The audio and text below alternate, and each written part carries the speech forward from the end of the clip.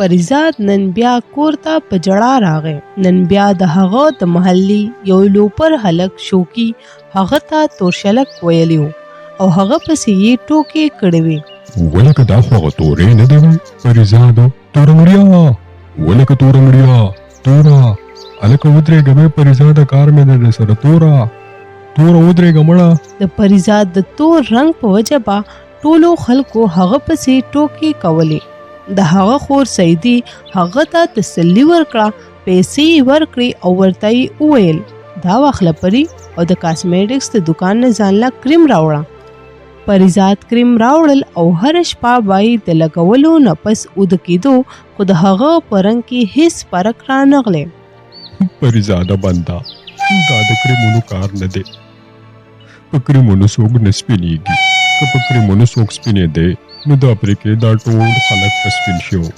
مالداره خلک دی، ځان به په کریمونو سپین کړو. دا د کریمونو کار نه دی.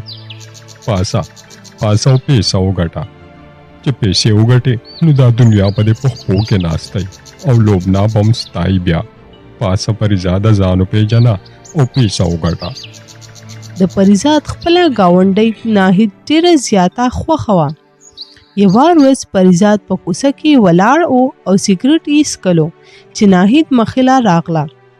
هغه شپېلې ووهلو او ویې ویل اوهو چېرته روانه یې ښکلې جینۍ؟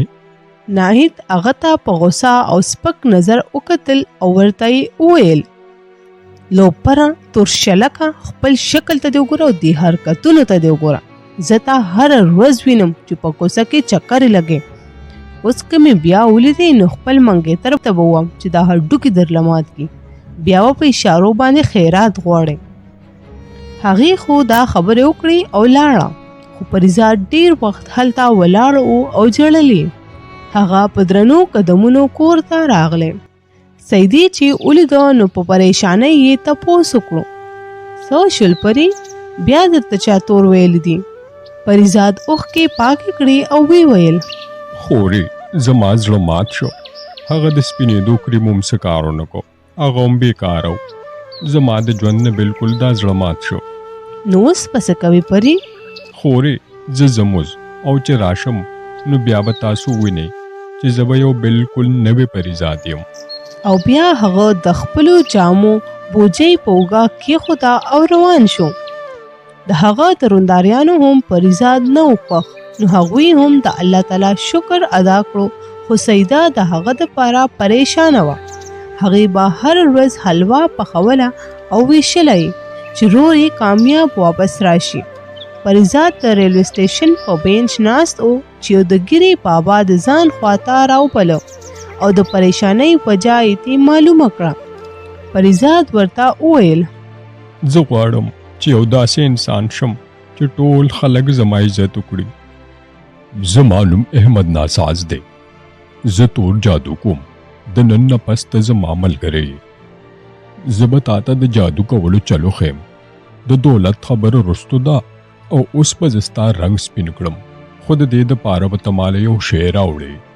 پریزاد په خوشحالۍ تپوس وکړو ناساز بابا څه به راړم، زر راته ووایه چې ته څه غواړې نو هغه به تا ته زه حاضر کړمه.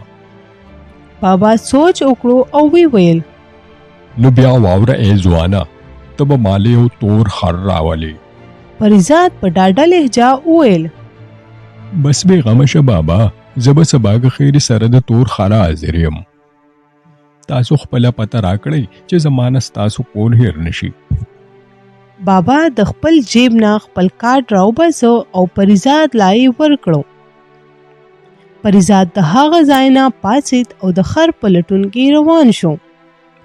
پریزاد ته چې تور خر په هیڅ طریقه ملاو نشو نو هغه یو ناسواري خر راوست. تور رنګ یې ورله ورکړو او ځان سره یې د استانې طرف ته روان کړو. په اخره کې پریزاد خپل منزل ته ورسېدو. د جیب نه یې کارډ راوباسلو چې د پته معلومه کړي. هغه رښتیا هم سم ځای ته رسېدلی و. د دروازې ډبولو نه پس د ناساز بابا کس بهر راووت او پریزاد یې د ځان سره دننه بوتلو. ناساز بابا خرې ته په حیرانتیا سره وکتل او پریزاد ته یې وویل زه سیده پریزاده چې ان شاء الله شپه شي نو په دې خره باندې به زه عمل شروع کړم. د تورې خرې غوښه د پیریانو ډېره زیاته خوښه وي. موږ به د هغوی میلمستیا وکړو او چې خوشحاله شي نو هغوی به ستا رنګ سپین کړي. پریزاد ډیر زیات خوشاله شو او دواړو د شپې انتظار شروع کړو. چې شپه شوه نو ناساز بابا خپل عمل شروع کړو. اول یې خرې ته انجکشن ولګولو او بېهوشه یې کړه. بیا یې د کمرې په منځ کې ودروله او منترونه یې ویل شروع کړل. بل خوا پریزاد ناستو او انتظار یې کولو چې ناڅاپه سخت طوفان راغی او خره په هوا کې اوچته شوه. پریزاد د یرې نه خپل مخ په بستره کې پټ کړو. ډېر یروونکي اوازونه ورته راتلل لکه څوک چې په جنګ کې لګیا وي. ناڅاپه چا د خپو نه ونیسلو او د بسترې نه یې کته وغورځولو او وهل یې شروع کړل. د سر د لګېدو په وجه بېهوشه شو. سهار یې چې سترګې وغړولې نو ټول بدن یې زخمي و. په هر ځای کې یې پټۍ لګېدلې وې. دا کمره هم د هسپتال کمره وه. ډیر مشکله پورته شو او اخوا دیخوا یې وکتل چې ناڅاپه یې سترګې په شیشه ولګېدې چې خپل عکس یې پکې ولیده او چیغې یې کړې ځکه چې هغه نور هم تور شوی و. دا څنګه کېدی شي؟ هغه دوکه‌باز او کمینه ناساس خو په ما باندې عمل کولو چې زه به سپین شم، خو زما رنګ خو د هغې نه هم زیات تور شوی دی. د ناساز په مور او خور یې کنځل شروع کړل.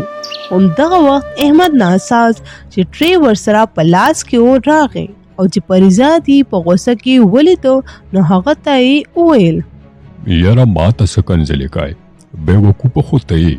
ما درته ویلې وو چې توره خره راوله او تا نسواري خره راغوستې وه او تور رنګ دې وله ورکړی. نو زه خو دوکه شوم، خو هغه خو پیریان دي که نه؟ پیریان خو نه دوکه کېږي. هغوی ته چې کله رښتیا خبره معلومه شوه نو هغوی غوسه شو او ته نور هم تور کړې او اوس په ته ټول عمر تورې، تا هېڅوک هم نه سپینولی شي. پریزاد په ځمکه کېناست او په ژړا شو. ناساز ورته تسلي ورکړه او ویې ویل پریزاده ته فکر مه کوه، زه به تا ته تور جادو وښیم او ته به د هغې تور جادو په ذریعه باندې ډېره روپۍ پیدا کړې او چې کله ډېرې روپۍ پیدا کړې نو ته به امریکې ته لاړ شي او سرجري به وکړې. ورځې تېرې شوې او پریزاد منترونه زده کړل.